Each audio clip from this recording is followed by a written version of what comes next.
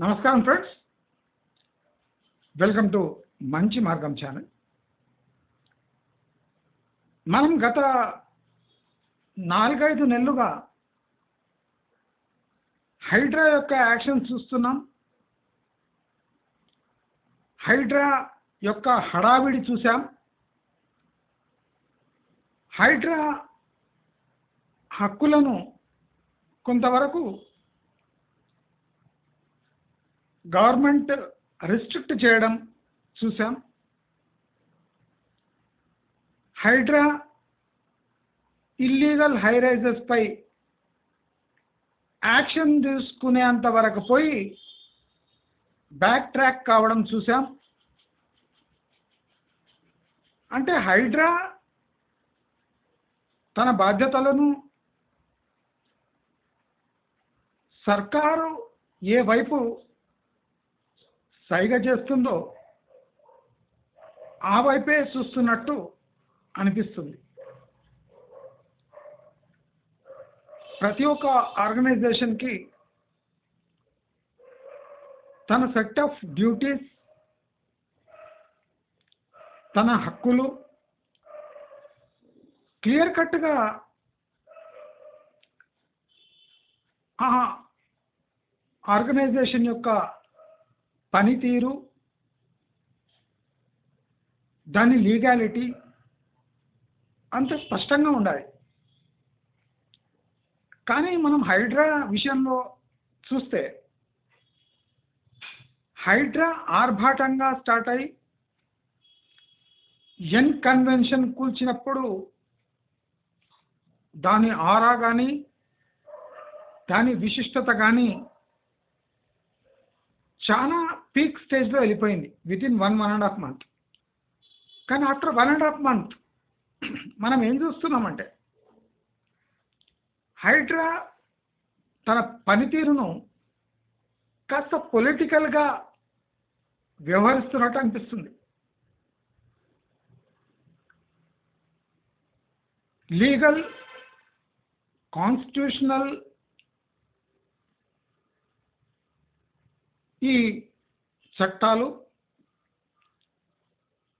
Government జియోలు, change in government legal formats ఇవన్నీ హైడ్రాకు ఇబ్బందులు తెచ్చిపెడుతున్నాయి. అంటే సర్కారు చెప్పింది ఒకటి, లీగల్గా అది అంటే లీగల్ ఒపీనియన్కి, లీగాలిటీకి చాలా దూరంగా ఉండడం, అప్రూవల్స్ ఇచ్చిన జిహెచ్ఎంసి ప్లాన్స్ని ఈ హైడ్రా బేఖాతరు చేయటం, రిజిస్ట్రేషన్ రూల్స్, హైడ్రా రూల్స్ వేరే వేరే అనే ఒక భావన తీసుకొని వచ్చింది ఈ హైడ్రా యొక్క ఆపరేషన్స్. అలాంటి తరుణంలో మనము ఎగ్జాక్ట్లీ 4 to 5 months బ్యాక్ అంటే హైడ్రా పవర్స్ కట్ చేసినప్పుడు నేను ఒక మాట అన్నాను, ఆ వీడియో కూడా ఉంది. హైడ్రా ఇప్పుడు ఫామ్ ల్యాండ్స్ పై పడుతుంది అని. ఎందుకు పడుతుంది? HYDRAA illegal layouts, FTL buffer zones కాకుండా ఇల్లీగల్ లేఅవుట్స్,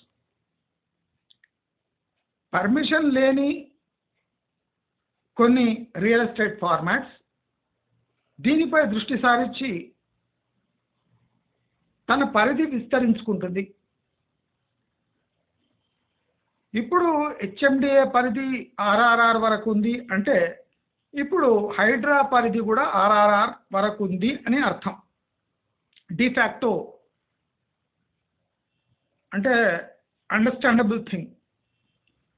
హైడ్రాతో హెచ్ఎండిఏతో హైడ్రా నడుస్తుంది అంటే హెచ్ఎండిఏ విస్తరిస్తుంది అంటే హైడ్రా పరిధి కూడా విస్తరిస్తుంది అని అర్థం. ఈ హైడ్రా పరిధి విస్తరించడం వల్ల చాలా మటుకు ఎఫ్టిఎల్ బఫర్ జోన్స్ పరిగణనలోకి తీసుకోవాల్సి వస్తుంది. ఎందుకంటే చాలా చెరువులు ఇప్పుడు హైడ్రా నిఘా కిందికి వస్తాయి. మనం ఇప్పుడు రాబోయే రోజుల్లో హైడ్రా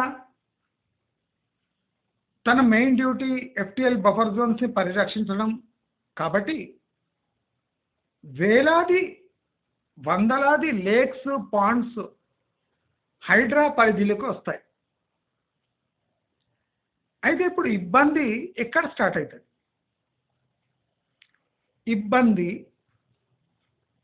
ఇబ్బంది ఫామ్ ప్లాట్స్, అంటే కమర్షియల్గా వేసిన ఫామ్ ప్లాట్స్, అదే కాకుండా లేక్ కబ్జా చేసి వ్యవసాయం చేసేవాళ్ళు,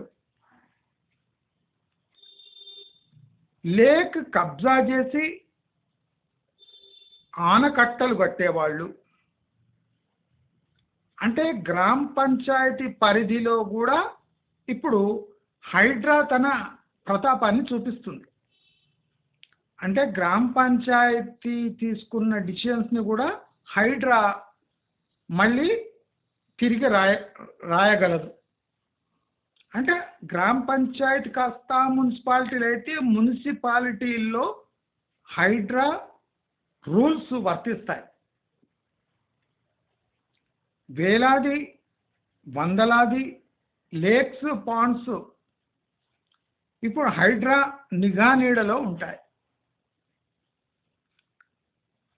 ఇప్పుడున్న గ్రామ పంచాయత్ లేఅవుట్స్, చెరువుల మ్యాప్స్, కుంటల మ్యాప్స్ మొత్తము హైడ్రా చేతికి చిక్కుతాయి. ఇప్పుడు ఆర్ఆర్ఆర్ లోపల హైడ్రా నిబంధనలను అనుసరించి ఈ ఫామ్ ల్యాండ్స్ కానివ్వండి, అగ్రికల్చర్ ల్యాండ్స్ కానివ్వండి, ఇప్పుడు తమ బౌండరీస్, పరిమితులు తెలుసుకునే పరిస్థితులు వస్తాయి. అయితే ఈ హెచ్ఎండిఏ పరిధి పెరుగుతుంది అంటే దీని అర్థం ఇంకోటి చెప్తాను నేను. బహుశా ప్రభుత్వము పావు ఎకరా లేదా హాఫ్ ఎకర్ అగ్రికల్చర్ ల్యాండ్స్కు కొనుగోలుకు పర్మిషన్ ఇస్తుంది. ఈ 100 గజాల ఫామ్ ప్లాట్స్, 200 గజాల ఫామ్ ప్లాట్స్, 500 గజాల ఫామ్ ప్లాట్స్ బహుశా ఇప్పుడు ఉండవు. అంటే దాని అర్థం ఏమంటే ఇవన్నీ ఐదర్ డిటిసిపి నిబంధనలకు లోనవుతాయి. ఇక డిటిసిపికి ఛాన్స్ లేనప్పుడు, అంటే ఆ ఫామ్ ప్లాట్స్ ఆ రేంజ్లో మొత్తం ఆక్యుపై అయినప్పుడు అవి ఓపెన్ ప్లాట్స్గా, అంటే నాలా కన్వర్జన్ కావాల్సి వస్తుంది. నేను ఎప్పుడూ చెప్పిన ఈ ఫామ్ ప్లాట్స్ అన్నా నాలా కన్వర్జన్ అయ్యే వరకు తడిసి మోపడైతే దాని ప్రైజ్ అని చెప్పిన. చాలామంది ఫామ్ ప్లాట్స్ అంటే ఏ నిబంధన లేకుండా ఫామ్ ల్యాండ్స్గా పట్టాదారు 100 గజాలకు కూడా పట్టా పాస్బుక్ ఇచ్చి కేసీఆర్ అందరికీ ఫామ్ ల్యాండ్స్ అమ్మేటట్టు చేసిండు దరిద్రుడు. ఇప్పుడు బహుశా పావు ఎకరం వరకు, అంటే 1000 గజాల ఫామ్ ల్యాండ్స్ కూడా దానికి పర్మిషన్ ఉండదు. ఆ 1000 గజాల ఫామ్ ల్యాండ్స్ మొత్తము ఓపెన్ ప్లాట్స్గా మారిపోతాయి. అంటే ఓపెన్ ప్లాట్స్గా మారితే అంటే నాలా కన్వర్జన్ అయితే, నాలా కన్వర్జనే ఓపెన్ ప్లాట్స్ అయితే, ఓపెన్ ప్లాట్స్ అయితే సరే, మరి దానికి కాలనీ లుక్ వస్తుందా? అంటే ఇప్పుడు మనకు కొన్ని సర్వే నంబర్లు, కొన్ని కాలనీలు ఉంటాయి. అంటే ప్లాటింగ్ చేసి అమ్మేస్తారు. ఆ ప్లాటింగ్లో ఇప్పుడు డిఫరెంట్ ప్లాటింగ్లో కూడా డిఫరెంట్ సైజెస్ ప్లస్ నాలా కన్వర్జన్ అయినాక ప్లాట్స్ స్ప్లిట్ చేయగలుగుతారా? ఇది ఒక పెద్ద ఇష్యూ వస్తుంది. ఇప్పుడు 1000 గజాల 500 గజాల ప్లాట్ తీసుకున్నాడు. ఇప్పుడు డిటిసిపి హెచ్ఎండిఏ లేఅవుట్లో ఉన్నట్టు ఒక ఒక రోడ్ డిజిటల్ మ్యాపింగ్ అయి ఉండదు ఫామ్ ల్యాండ్స్లో. ఎందుకంటే ఈ మొత్తం ఫామ్ ల్యాండ్ అంతా కంపెనీ మెయింటైన్ చేస్తుంది 20 years వరకు అని ఒక చిన్న నిబంధనతో ఆ రోడ్లు ఆ ఫామ్ ల్యాండ్ ఎవరు కొన్నాడో వాడికి దక్కనట్టు ఉంటాయి. అంటే ఆ రోడ్స్ మొత్తము ఆ లేఅవుట్ ఓనర్ చేతిలో ఉంటాయి. ఇప్పుడు ఫామ్ ల్యాండ్స్ కొనేవాళ్ళు అంటే 1000 గజాలు లేదా పావు ఎకరము హాఫ్ ఎకరం కొనేవాళ్ళు ఇప్పుడు ఏ నిబంధన వస్తుందంటే ఆ ఫామ్ ల్యాండ్స్లో ఉన్న రోడ్డు నాలా కన్వర్జన్ అయి గవర్నమెంట్ పరం కావాలి. అంటే ఇది నా రోడ్డు కాదు, నీ రోడ్డు కాదు. లేదా ఆ farm land owners association form అయి ఆ రోడ్డు బాధ్యతలు అందరిది.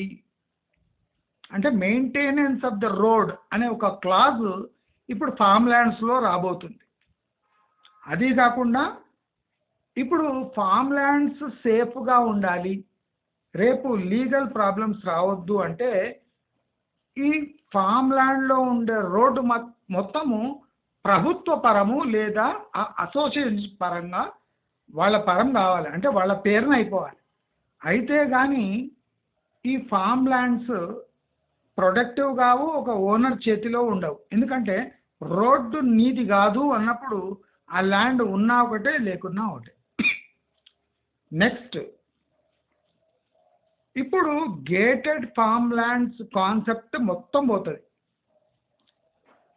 ఇక ఫామ్ ల్యాండ్స్ అనే పదమే లేకపోతే అవి గేటెడ్ ఫామ్ ల్యాండ్స్గా ఉండటంలో అర్థం లేదు. They should become open plants. If compound వాళ్ళే రిటైన్ చేయాలి, కంపౌండ్లో ఈ ఫామ్ ల్యాండ్స్ ఉంటాయి అంటే రోడ్డు తప్పకుండా ప్రభుత్వం పరం కావాలి, లేదా అసోసియేషన్ పరం కావాలి. ప్లస్ ఈ కాంపౌండ్ వాళ్ళలో ఉన్న ఫామ్ ల్యాండ్స్ డిటిసిపి నామ్స్కి దగ్గరగా ఉంటాయి.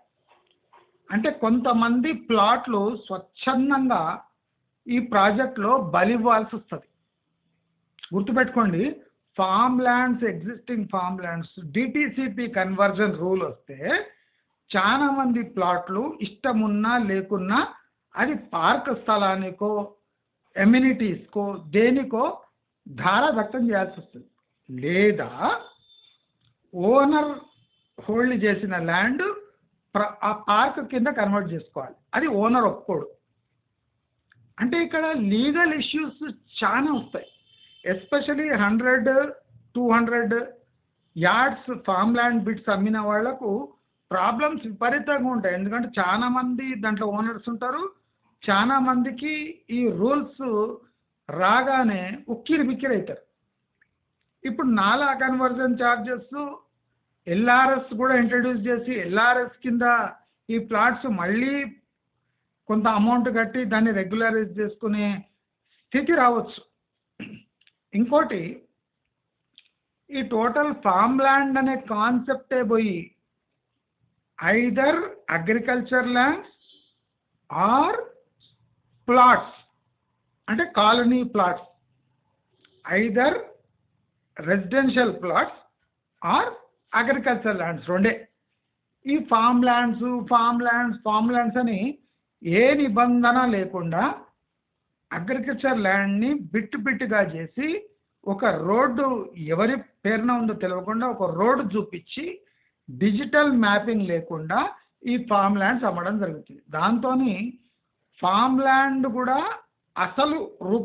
అసలు రూపానికి రాగానే ఆ డిజిటల్ మ్యాప్స్లో ఓవర్లాప్ అయిపోయి, అంటే ఒక ప్లాట్ ఇంకోరు ప్లాట్తో మిక్స్ అయిపోయి టోటల్ ఫామ్ ల్యాండ్ షేప్ మారిపోయి ఈ నిబంధనలు వచ్చి నాలా కన్వర్జన్ అయ్యి రోడ్డు ఎవరి పేరున వస్తుందని డిసైడ్ అయ్యే వరకు మొత్తం ఈ ఫామ్ ల్యాండ్ అనే కాన్సెప్ట్ ఉక్కిరి బిక్కిరికి లోనై లీగల్ ప్రాబ్లమ్స్ కూడా ఎదుర్కొనే ఛాన్సెస్ ఉన్నాయి. అందుకోసము ఇప్పుడు ఫామ్ ల్యాండ్ హైడ్రా టార్గెట్ చేస్తుంది అంటే ఫామ్ ల్యాండ్ బిలో ఇంత గజాలు either you should go for nala conversion to become legal, or you have to merge farmland, or you have to sell these lands as agriculture properties. Commercial agriculture అంటే form ల్యాండ్స్కి ఏ రకమైన ప్రభుత్వ ప్రోత్సాహకాలు అందొద్దు అని ఒక జియో కూడా వస్తుంది. అంటే ఇప్పుడు ఫామ్ ల్యాండ్స్ కొన్నోళ్ళు చాలా ప్రాబ్లంలో పెడతారు.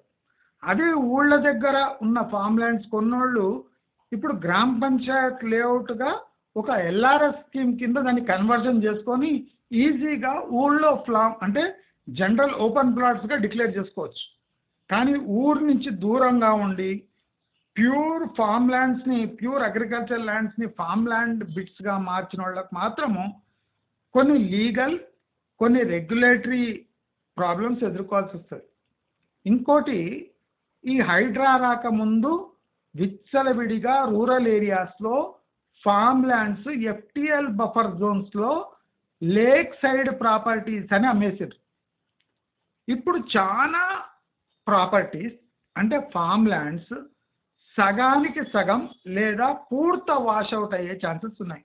అంటే లేక్ సైడ్ బిట్స్ అని అప్పుడు ఏ నిబంధన లేనప్పుడు ఎఫ్టిఎల్ బఫర్ జోన్స్లో ప్లాట్ అంటే ఫామ్ ప్లాట్స్ ఇచ్చేసి గెస్ట్ హౌస్లు కట్టేసి దాంట్లో బోటింగ్ ఫెసిలిటీ కూడా పెట్టేసి అంటే లేక్ వీళ్ళ సొంతం ఉన్నట్టు lake side farm houses, lake side guest houses లా కట్టేసి అమ్మేశారు. ఇప్పుడు అవి టోటల్ వాషౌట్ అయ్యే ఛాన్సెస్ ఉన్నాయి హైడ్రా యాక్షన్స్తో. ఎందుకంటే హైడ్రా పరిధిలో హెచ్ఎండి వచ్చింది అంటే ఆర్ఆర్ఆర్ వరకు విస్తరిస్తుంది, మనం ఓఆర్ఆర్ వరకు విస్తరిస్తుంది అంటేనే ఇప్పుడు మనం 111 హైడ్రా కన్ను ఉంటుంది, హైడ్రా యాక్షన్స్ ఉంటుంది అని అర్థం. ఇప్పుడు హైడ్రా యాక్షన్ ఉంటుంది 111 ఏరియాలో అంటే ఈ నాలా ఏరియాస్ ప్లస్ ఈ డ్రైన్ బిట్స్, అదే కాకుండా ఈ రెయిన్ వాటర్ కెనాల్స్, ఈ వాగులు, చిన్న చిన్న వంకలు, ఇవన్నీ హైడ్రా పరిధిలోకి వస్తాయి. మరి హైడ్రా ఈ వాగులు, వంకలు ప్లస్ చిన్న కాలువలు, పిల్ల కాలువలకు ఏ నిబంధన వర్తింపజేస్తుందో ఇప్పటివరకు తెలియదు. కనుక ఒకటి మాత్రం ష్యూర్, RRR లోపల అగ్రికల్చర్ ప్రాపర్టీస్ మొత్తము కొద్ది కుదుపుకు గురైతాయి. ఫామ్ ల్యాండ్స్ కొన్ని ప్లాట్లు పోయే అవకాశం ఉంది, కొన్ని ఫామ్ ల్యాండ్ అంటే వెంచర్ రద్దయ్యే అవకాశం ఉంది. రద్దయ్యే అవకాశం ఉంది అంటే టోటల్గా వాషౌట్ కావు, కానీ కొన్ని రెగ్యులేషన్స్ వల్ల కొన్ని ప్లాట్లు కోల్పోయే అవకాశం ఉంది. దానికి లీగల్ ఛాలెంజెస్ కూడా వస్తాయి. కాబట్టి నా సిన్సియర్ సజెషన్, నాకు అందుతున్న సమాచారం ప్రకారం సిన్సియర్ సజెషన్ ఏమంటే 1/2 ఎకరం బిట్స్ లేదా 1/2 ఎకర్ బిట్స్ అగ్రికల్చర్ ప్రాపర్టీస్ కొనేయండి. దీనికి ఏ నిబంధనలు ఉండవు, ఒక పాస్బుక్ వస్తుంది. మీ రోడ్ సైడ్ బిట్ ఉంటే మీకు అంటే ఒక దొంగ రోడ్ అయినా లేదా ఒక రోడ్ అయినా ఉంటే మీ ప్రాపర్టీని ఎవరు టచ్ చేయలేరు. ఇది ఒక మంచి పాయింట్, అగ్రికల్చర్ బిట్స్కి ఇది ఒక మంచి పాయింట్. మీ పక్కనోడు ఏం చేస్తుండు, నీ రోడ్డు నీదా కాదా, లేదా నీ రోడ్డు నుంచి వేరే ప్లాట్స్కి పోయే కర్మ, ఇవన్నీ ఉండవు, ఏ రెగ్యులేషన్స్ ఉండవు. ఎందుకంటే ఫామ్ ల్యాండ్స్ అంటే అగ్రికల్చర్ ల్యాండ్స్ దాని నిబంధనలు వేరే ఉంటాయి. అంటే కల్టివబుల్ ల్యాండ్స్, ఈ ఫామ్ ల్యాండ్ తీసుకుంటే ఇది కల్టివబుల్ ల్యాండా కాదా దాని లాంగ్వేజ్ చేంజ్ అయిపోతుంది. రేపు ఫామ్ ల్యాండ్ దాంట్లో నువ్వు ఫామ్ హౌస్ కట్టుకున్నా అది ఫామ్ ల్యాండ్, నువ్వు ఫామ్ హౌస్ కట్టుకోకుండా దాంట్లో కొన్ని చెట్లు నాటినా ఫామ్ ల్యాండే, 2-3 టమాటా మొక్కలు వేసినా ఫామ్ ల్యాండ్. అంటే ఫామ్ ల్యాండ్ ఒక డెఫినేషను లీగల్గా మనకు క్లియర్గా లేదు. సో ఈ లీగల్ క్లారిటీ బదులు ఇప్పుడు ప్రభుత్వం ఏం చేయబోతుందంటే either you convert your farm land into DTCP or declare your farmland venture as a open plot venture. Open plot venture మీకు ఇంకా పట్టా పాస్బుక్లు మొత్తం రద్దు అయిపోతాయి. పట్టా పాస్బుక్ ఫామ్ ల్యాండ్కి ఇవ్వరు. ద ఓనర్ అంటే డెఫినేషన్ చేంజ్ అవుతుంది. Owner of a farm land may or may not be considered him as a agriculture income. It may be taxed as a non-agriculture commercial income. కావున ఈ farm land concept ఇక RRR బయట ఉండే chances ఉన్నాయి, కానీ RRR లోపల either it has to become a DTCP or a open plot venture, అంటే NALA conversion. దీనికి ప్రతి ఫామ్ ల్యాండ్ ఓనరు రెడీగా ఉండాలి. ఇప్పుడు ప్రస్తుతం ఉన్న ఫామ్ ల్యాండ్కు మీరు పోండి, రెగ్యులర్గా పోయి అక్కడ వెంచర్ ఓనర్తో అడగండి. ఇప్పుడు రాబోయేది డేంజరస్ ట్రెండ్. ఇప్పుడు ఈ రోడ్ అనేది ఎవరిది? ఇప్పుడు ఫామ్ ల్యాండ్స్లో, ఈ ఫామ్ ల్యాండ్ వెంచర్స్లో, ఈ శాండల్వుడ్ ట్రీ వెంచర్స్లో మేజర్ ప్రాబ్లం వచ్చేది యాక్సెస్ రోడ్ ఓనర్షిప్. ఈ యాక్సెస్ రోడ్ ఓనర్షిప్ క్లారిటీ తీసుకోండి, లేకపోతే అసలు రోడే వేయలేదు మేడం అంటాడు వాడు.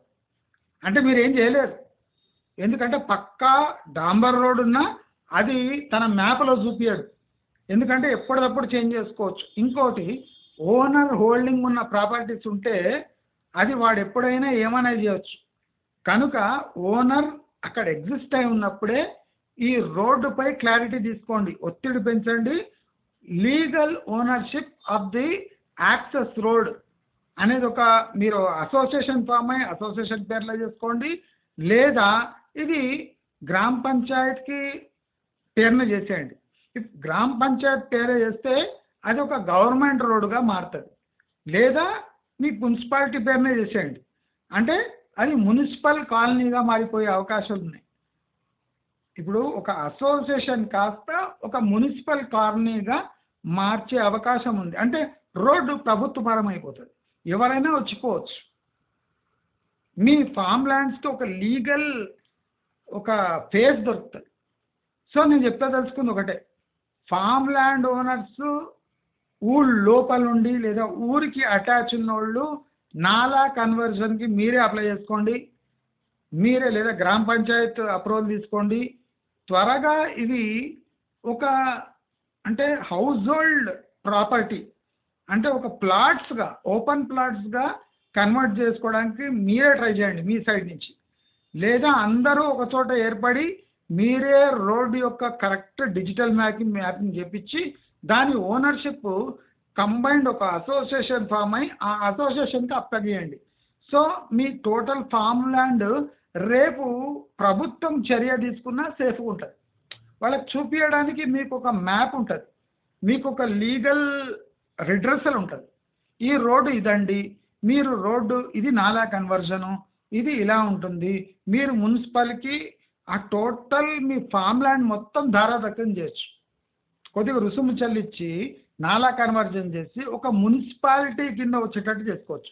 దాని వాల్యూ పెరుగుతుంది, దాని లీగాలిటీ కూడా మెయింటైన్ అవుతుంది అని చెప్తూ, ఇక రాబోయే రోజుల్లో agriculture properties, non agriculture properties అని 2 విభాగాలుగా ల్యాండ్ రిజిస్ట్రేషన్స్ కాబోతున్నాయి. కాబట్టి ఈ ఫామ్ ల్యాండ్ వెంచర్స్, ఈ టేక్వుడ్ వెంచర్స్, ఈ శాండల్వుడ్ వెంచర్స్లో నయా పైసా పెట్టకండి. మీరు క్లబ్ చేసి 1000 yards పైన లేదా ½ acre పైన క్లబ్ చేసి, ఇంకోటి మెథడ్ ఉంది దీంట్లో, అందరు కలిసి ఒక ½ acre క్లబ్ చేసి ప్లాట్స్గా డివైడ్ చేసుకొని నాలా కన్వర్షన్ చేసుకోండి. అంటే రోడ్స్ మీ ఇష్టం వచ్చినట్టు వేసుకోవచ్చు. మీరు ఒక ½ acre కంబైన్డ్గా కొని దాన్ని ఒక ఫామ్ ల్యాండ్ వెంచర్గా ఒక రోడ్డు వేసి, అంటే ఒక అసోసియేషన్ ఫామ్ అయి ½ acre 1 acre తీసుకొని దాన్ని మీరు ఫామ్ ల్యాండ్గా డివైడ్ చేసుకొని ఒక సింగిల్ రోడ్, ఒక 30-40 feet రోడ్ వేసుకొని లేదా 60 feet రోడ్ వేసుకొని మీరే రోడ్ వేసుకొని దాన్ని ఫామ్ ల్యాండ్స్గా డివైడ్ చేసుకోండి. అంటే మీ డిజైన్ మీరే చేసుకొని రోడ్డు కూడా మీరే మీ ఇష్టం వచ్చినట్టు చేసుకుంటే రేపు లీగల్ ప్రాబ్లమ్స్, హైడ్రా యాక్షన్స్తోని మీరు కొద్దిగా దూరం ఉండొచ్చు. లేదా హైడ్రాకి కన్ఫ్యూజన్ స్టార్ట్ అయింది అనుకోండి, whether this is agriculture property or non agriculture property, ఆ రోడ్ ఎవరిది, అసలు ఈ కాంప్లెక్స్ సిచ్యువేషన్ ఇచ్చిందంటే లీగల్ ట్రబుల్స్ ప్లస్ మీ ఇంటర్నల్ స్ట్రగుల్స్, అంటే మీ అసోసియేషన్లను కొట్లాటాలు ప్లస్ యాక్సెస్ రోడ్ ట్రబుల్స్ తప్పగా మీరు చూస్తారని చెప్తూ అలర్ట్ చేస్తూ నెక్స్ట్ 2 ఇయర్స్ వరకు మీరు ఫామ్ ల్యాండ్ వెంచర్స్లో ఈ టేక్వుడ్, శాండల్వుడ్, రెడ్వుడ్, ఆ వుడ్, ఈ వుడ్లో పెట్టబోకండి. ఇవన్నీ లీగల్ షామ్ కేసెస్. అంటే 100 గజాలు, 200, 500 గజాల్లో మీరు పెట్టబోకండి. ఇప్పుడు 111 జియో వేరే, 111 జియో వేరే. మీరు ఇప్పుడు నెక్స్ట్ మీరు ఇక్కడ చూస్తున్న ఫామ్ ల్యాండ్ వెంచర్స్ వేరే. ఇప్పుడు 111 జియోలో కూడా తీవ్రమైన కుదుపులు రావచ్చు హైడ్రా కింద రాగానే. అక్కడ చాలా 500 యార్డ్ బిట్స్, 1000 యార్డ్ బిట్స్ అవి నాలా కన్వర్జన్ కోసం పోవచ్చు. అప్పుడు వాళ్ళకు చాలా ఖర్చు కావచ్చు. ఇదొక ప్రాబ్లం కూడా ఉంది. ఇప్పుడు అక్కడ ఇప్పుడు 111 జియో ప్రాబ్లం ఏముందంటే అక్కడ నాలాలు, కాలువలు, పిల్ల కాలువలు చాలా ఇంపార్టెంట్. కానీ నార్మల్గా ట్రిపుల్ ఆర్ లోపల ఉన్న ఏరియాస్ అగ్రికల్చర్ దాంట్లో ఈ నాలాలు, పిల్ల కాలువల ప్రాబ్లమ్స్ చాలా తక్కువ ఉంటుంది. 111 జియో ఏరియాలోనే పిల్ల కాలువలు, నాలాల ప్రాబ్లమ్స్ ఉంటాయి. వేరే అగ్రికల్చర్ ల్యాండ్స్లో అక్కడక్కడ పాండ్ లేదా లేక్, ఎఫ్టిఎల్ బఫర్ జోన్స్ కొద్ది ప్రాబ్లమ్స్ వస్తాయి. కానీ అదర్ దెన్ దట్ ఈ యాక్సెస్ రోడ్ ప్రాబ్లమ్స్ తప్ప ఈ ఫామ్ ల్యాండ్ వెంచర్స్లో లేదా అగ్రికల్చర్ ల్యాండ్స్లో పెద్ద ప్రాబ్లమ్స్ రావు. కనుక మీరు ఇప్పుడు ఏమి కొన్నా పావెకరము, హాఫ్ ఎకరము, 1 ఎకరం బిట్స్ కొని అది అగ్రికల్చర్ ప్రాపర్టీస్గా రిజిస్టర్ చేసుకుంటే దాని లీగాలిటీ ఫామ్ ల్యాండ్స్ కన్నా చాలా ఎక్కువ ఉంటుంది అని మీకు తెలియజేసుకుంటూ, దయచేసి మీరందరూ ఫార్మర్స్గా రిజిస్ట్రేషన్ అయితే ఫార్మర్స్గా ఒక పట్టా పాస్బుక్ దొరికితే దాని లీగాలిటీ, దాని మొరాలిటీ చాలా ఎక్కువ ఉంటుంది ఫామ్ ల్యాండ్స్ కన్నా అని తెలియజేసుకుంటూ జాగ్రత్త పడండి అని హెచ్చరిస్తూ నమస్కారం.